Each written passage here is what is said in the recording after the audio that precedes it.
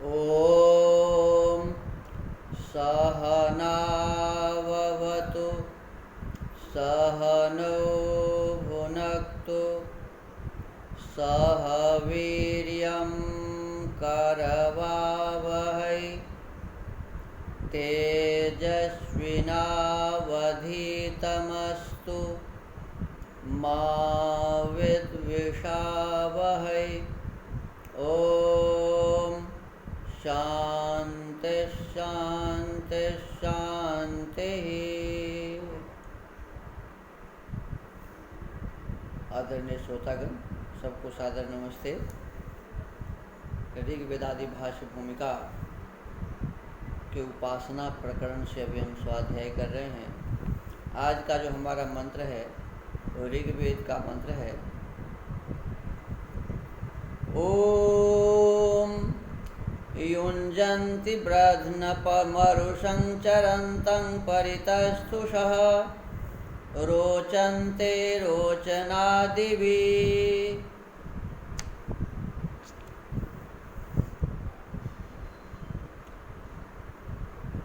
शब्दार्थ हैं इसके। रुष हिंसायाम क्विप रुषम न रुषम अरुषम अहिंसकम। अरुषम अर्थात अहिंसकम। चरंतम चर गति भक्षणयो गति ज्ञानम चर क्षत्रि अम चरंतम ज्ञातारम सर्वज्ञं परमेश्वरम।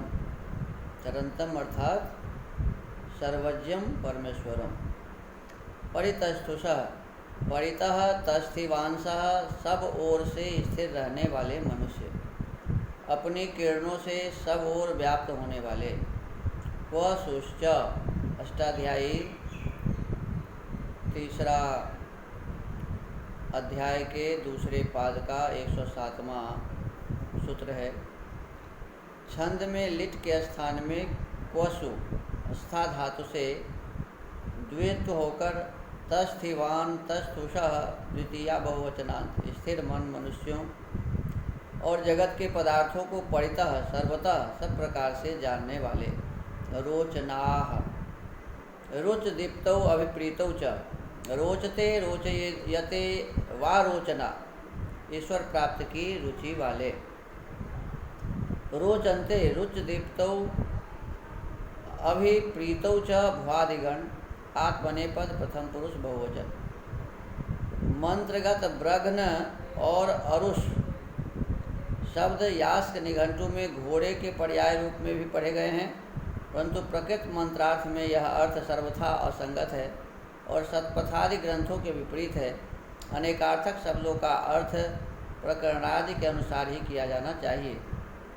उपासना के लिए उपयुक्त स्थान के विषय में श्वेताश्वतरोपनिषद 2:10 में लिखा है।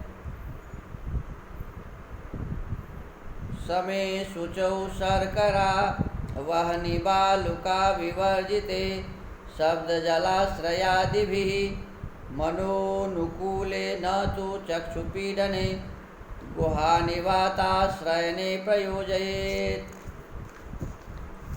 समतल कैसे स्थान पर हम उपासना करें, तो कहा कि वो स्थान समतल हो, शुद्ध हो, पवित्र हो, शुद्ध पवित्र भूमि हो, पत्थर रोरे अग्नि बालू आदि से रहित हों, शब्द न हो, जलाश्रयादि हों, आँखों को चुभने वाला स्थान न हो, वायु शब्दादि शून्य गुफा में आसन जमाएं। इस विषय में भगवद गीता के 6ठे अध्याय के 11वें श्लोक से 17वें श्लोक तक द्रष्टव्य है। उसमें इसके संबंध में विशेष रूप से देखना चाहिए। 11-12 श्लोक से यह स्पष्ट प्रतीत होता है कि योगाभ्यास के लिए स्वस्तिक आदि आसनों से बैठते समय नीचे बिछाए जाने वाले आसन की उपयुक्तता का ध्यान रखना चाहिए। ऐसा न होने पर आसन लगाने का स्थान भी दुखजनक हो सकता है। स्थान ऊंचा नीचा उबड़ खाबड़ नहीं होना चाहिए। बिछाने का आसन भी उपयुक्त होना चाहिए, जो मृदु हो अर्थात जिसके स्पर्श से अंग में चुभन या दुखन न हो। ऐसा आसन अधिक गदीला भी न होना चाहिए, अन्यथा आलस से बढ़कर तंद्रा चित्त को अभिभूत कर सकती है। तो इस प्रकार से हमको विशेष रूप से ये ध्यान रखना चाहिए। इसी अध्याय के 6ठे अध्याय के 14वें श्लोक में लिखा है, युक्त आसीत मत्परः पद योग सूत्र 247 के अनंत समापत्ति साधन का संकेत करते प्रतीत होते हैं। संयत होकर अनंत परमात्मा का ध्यान करता हुआ आसन लगाकर बैठे। इस प्रकार अनंत के ध्यान से, अनंत की स्थिरता से योगी का तादात्म्य अनुभूत होने पर वह स्थिरता उपासना में प्रतिघटित होने लगती है।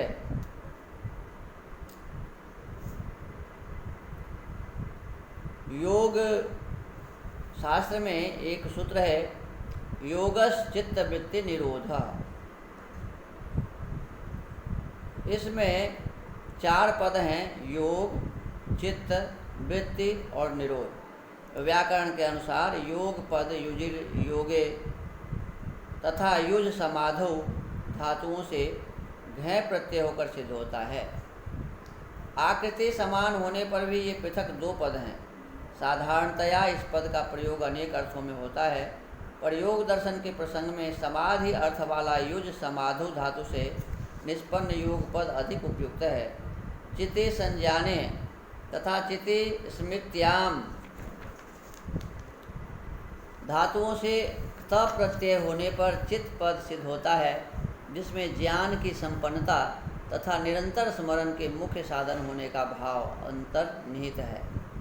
सांख्य में जिस अंतःकरण को महत्तत्व अथवा बुद्धि तत्व के नाम से कहा गया है, योग ने उसी को चित्त नाम दिया है। सामान्य रूप से सभी अंतःकरणों के लिए सामूहिक रूप में चित्त पद का होना का प्रयोग योग शास्त्र को अभिमत है, परंतु अर्थ ज्ञान का निश्चय कराने और अर्थ तत्व का निश्चय चिंतन कराने का मुख्य साधन होने से इस दर्शन में बुद्धि तत्व को चित्त पद से अभिव्यक्त किया है। प्रस्तुत शास्त्र में अर्थ तत्व से तात्पर्य परमात्म तत्व का है। साक्षात्कार के लिए ईश्वर का चिंतन करने का उपादन इस शास्त्र का प्रधान लक्ष्य है और चिंतन तथा निरंतर स्मरण का प्रधान साधन चित्त है। इसलिए शास्त्र में प्रायः सर्वत्र चित्त पद का प्रयोग हुआ है। चित्त संज्ञक यह अंतःकरण सत्व रजस तमस रूप प्रकृति का परिणाम होने से त्रिगुणात्मक है। इसी के बाह्याभ्यंतर व्यवहार को वृत्ति कहते हैं। चित्त सदा किसी न किसी वृत्ति से अभिभूत रहता है।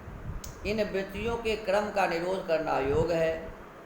वृत्ति निरोध का अर्थ है चित्त के प्रवाह को इधर उधर से रोककर किसी एक इच्छित विषय में स्थिर रखना। जब चित्त में स्थैर्य शक्ति उत्पन्न होती है, तब किसी भी लक्ष्य में चित्त को स्थिर किया जा सकता है। स्थिरता की चरम सीमा का नाम समाधि है। उसी में योग का पर्यवसान है। इस संबंध में महर्षि व्यास जी कहते हैं, व्यास भाष्य के अनुसार सर्ववृत्ति निरोधे त्वसंप्रज्ञात समाधि ही। सब वृत्तियों का निरोध होने पर असंप्रज्ञात समाधि लग जाती है। भाष्य विवरण में आचार्य शंकर ने लिखा है, सर्ववृत्ति निरोधे तु असंप्रज्ञातः तु शब्दोवधारणार्थ। सर्ववृत्तियों का अभाव होने पर अंतिम असंप्रज्ञात समाधि लग जाएगी। तू शब्द अवधारण निर्धारण के लिए है। इस व्यवस्था में आत्मबोध के अतिरिक्त अन्य किसी विषय का किसी प्रकार का ज्ञान नहीं रहता। संप्रज्ञात समाधि में संस्कार उद्बुद्ध होते रहते हैं, जबकि असंप्रज्ञात समाधि में वे निःशेष हो जाते हैं। इसी को निर्बीज समाधि कहते हैं। संप्रज्ञात समाधि के अंतिम स्तर तक संसार का बीज बना रहता है। उस अवस्था में वृत्ति का क्रम चालू रहने से किसी आकस्मिक प्रलोभन के आ जाने पर वृत्ति के भोगाधिकार की ओर झुकने की संभावना बनी रहती है। इसके अनंतर समाधि का यह स्तर है जहाँ कर्माशय के दग्ध हो जाने, निर्बीज हो जाने से आत्मा के स्वरूप साक्षात्कार का अस्थायित्व हो जाता है और आत्मा स्वरूप साक्षात्कार की भावना से स्वतः प्रकाशित रहता है। समाहित चित्त वाले उत्तम कोटि के योगियों की ही यह स्थिति होती है। आत्मा का स्वरूप चैतन्य मात्र है। यह स्वरूप आत्मा का सदा बना रहता है, चाहे वह समाधि दशा में हो अथवा व्युत्थान दशा में। फलतः आत्मा के स्वरूप में अवस्थित होने का तात्पर्य यह है कि असंप्रज्ञात समाधि की अवस्था में आत्मा केवल स्वरूप का अनुभव करता है, अन्य किसी विषय का नहीं, जबकि इससे अतिरिक्त दशा में वह आत्मा से भिन्न विषयों का अनुभव भी किया करता है। आत्मा द्वारा अन्य विषयों का अनुभव प्रकृति संपर्क होने पर होता है। इस संपर्क का मुख्य उपकरण बुद्धि अथवा चित्त है। आत्मा को असंप्रज्ञात समाधि प्राप्त हो जाने पर वह निष्क्रिय हो जाता है। आत्मातिरिक्त विषयों का अनुभव करने के लिए ही आत्मा को माध्यम के रूप में चित्त की आवश्यकता होती है। आत्मस्वरूप के अनुभव में चित्त की अपेक्षा नहीं होती। आत्मा के स्वरूप में अवस्थित का यही तात्पर्य है। इस अवस्था को प्राप्त कर आत्मा समाधि लब्ध शक्ति द्वारा परमात्मा के आनंद रूप में निमग्न हो जाता है। यही आत्मा के मोक्ष का स्वरूप है। मध्यकालीन एवं तदनुयायी आधुनिक आचार्यों ने प्रस्तुत सूत्र में दृष्टि पद से जीवात्मा का ग्रहण कर उसकी अपने स्वरूप में अवस्थित बताते हुए इस सूत्र का अर्थ किया है। पर सूत्रार्थ का पर्यवसान वास्तव में आत्मा के मोक्षानुभव की सूचना पर समझना चाहिए। इस भावना से ग्रंथकार ने अपने अनुभव के आधार पर सत्यार्थ प्रकाश के नवम समोल्लास में इन दो सूत्रों का विवरण इस प्रकार दिया है। स्वामी दयानंद सरस्वती जी कहते हैं, ये योग शास्त्र पातंजलि के सूत्र हैं। मनुष्य रजोगुण तमोगुण युक्त कर्मों से मन को रोक, शुद्ध सत्व गुण युक्त कर्मों से भी मन को रोक, शुद्ध सत्व गुण युक्त हो पश्चात इसका निरोध कर एकाग्र अर्थात एक परमात्मा और धर्म युक्त कर्म इनके अग्रभाग में चित्त को ठहरा रखना। निरोध अर्थात सब ओर से मन की वृत्ति को रोकना। जब चित्त एकाग्र और निरुद्ध होता है तो सबके दृष्टा ईश्वर के स्वरूप में जीवात्मा की स्थिति होती है। शुद्ध सत्वगुण कर्मों को रोकने के लिए पहले शुद्ध सत्वगुण युक्त होना आवश्यक है। आरंभ से ही शुद्ध सत्वगुण युक्त कर्मों का निषेध नहीं है। इसे स्पष्ट करने के लिए शुद्ध सत्वगुण युक्त हो पश्चात उसका निरोध करें, ऐसा लिखा है। प्रस्तुत सूत्र के दृष्टि पद का अर्थ ग्रंथकार ने जीवात्मा न करके परमात्मा किया है। समाधि लाभ से मोक्ष प्राप्ति को सभी ऋषि मुनियों एवं वैदिक आचार्यों ने माना है। परमात्मा सहयोग के बिना उसे पाना असंभव है। ऋग्वेद की एक ऋचा है, 7वें मंडल के 11वें सूक्त के प्रथम मंत्र में लिखा है, में बताया है, न ऋते ओम न ऋते त्वदमृता मादयन्ते। तेरे बिना मुक्त आत्मा आनंदित नहीं होते। परमेश्वर में अवस्थित होकर जीवात्मा अपने आप को भूल जाता है और आनंदातिरेक में काव्य की औपचारिक भाषा में कह उठता है, त्वं वा अहम अस्मि भगवो देवते अहम वै त्वमसि। तू मैं और मैं तू है। सूत्र के दृष्टि पद का ईश्वर अर्थ समझने पर सूत्रकार की यह भावना स्पष्ट अभिव्यक्त हो जाती है।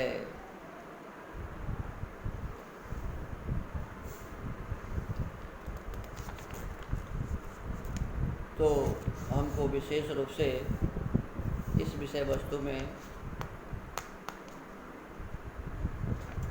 महर्षि दयानंद सरस्वती जी जो बताते हैं कि योग शास्त्र के अनुसार अर्थात महर्षि पतंजलि दर्शन में लिखे हुए जो विषय है उसके अनुसार हमारे भाव बन जाने चाहिए।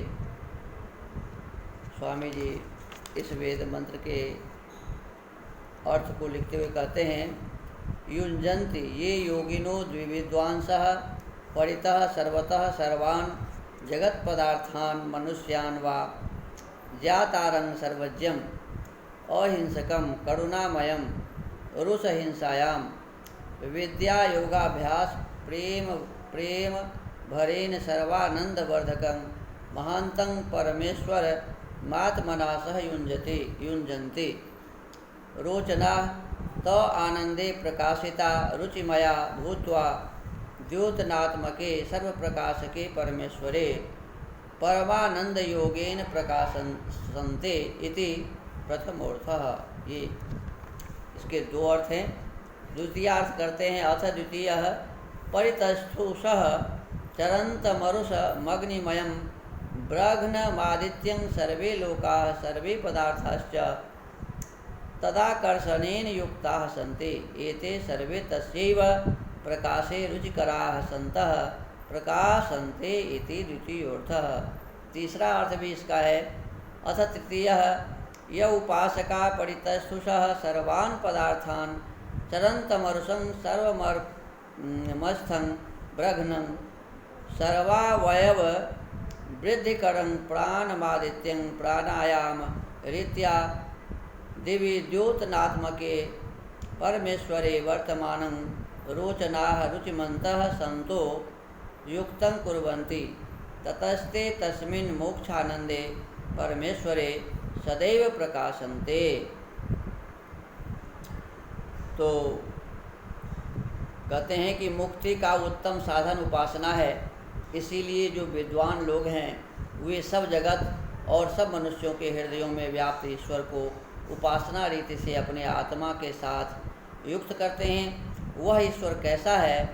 कहते हैं कि जो चरंतम अर्थात सबका जानने वाला, अरुषम हिंसादि दोष रहित, कृपा का समुद्र, प्रघ्नम सब आनंदों का बढ़ाने वाला, सब रीति से बड़ा है। इसीलिए रोचना अर्थात उपासकों के आत्मा सब अविद्यादि दोषों के अंधकार से छूट के दिव्य आत्माओं को प्रकाशित करने वाले परमेश्वर में प्रकाश में होकर रोचनते प्रकाशित रहते हैं। ये पहला अर्थ है। फिर इसी मंत्र का दूसरा अर्थ है। अब दूसरा अर्थ करते हैं कि परितस्थुषः अपनी किरणों से सब ओर व्याप्त होने वाले अग्निमय ब्रह्मणम आदित्य अर्थात सूर्य को सब लोक और सब पदार्थ उसके आकर्षण से युक्त हो रहे हैं और उसी के प्रकाश से प्रकाश वाले होकर प्रकाशित हो रहे हैं। विद्वान लोग उसी को सब लोगों का आकर्षक जानते हैं। इति द्वितीयोर्थः। तृतीय अर्थ करते हैं कि इस मंत्र का और तीसरा अर्थ भी यह है कि सब पदार्थों की सिद्धि का मुख्य हेतु जो प्राण है उसको प्राणायाम की रीति से अत्यंत प्रीति के साथ परमात्मा में युक्त करते हैं। इसी कारण वे लोग मोक्ष को प्राप्त होकर सदा आनंद में रहते हैं। तो एक ही मंत्र के तीन अर्थ यहाँ बताए हैं और तीनों हमारे लिए ही है। इस संसार की व्यवस्था कैसी है, सूर्य से हमें कैसे रोशनी मिलती है, सूर्य से हमें कैसे प्रकाश प्राप्त होता है, इन सब बातों की चर्चा, इसमें विज्ञान की चर्चा है। इस मंत्र में परमात्मा की उपासना की बातें भी है, हमारा शरीर स्वस्थ कैसे रहे इसके लिए भी इसमें चर्चा है। तो एक मंत्र के कई अर्थ होते हैं। तीन अर्थ यहाँ महर्षि दयानंद सरस्वती जी लिखते हैं। तो हमको आपको विशेष रूप से इसको ठीक से समझना और इसमें बताए हुए जो श्रेष्ठ आचार विचार व्यवहार है उसको धारण करना, ये हमारा मुख्य कर्तव्य होना चाहिए। आज के स्वाध्याय को यहीं विराम देते हैं। सबको नमस्ते, सबको धन्यवाद। ओम।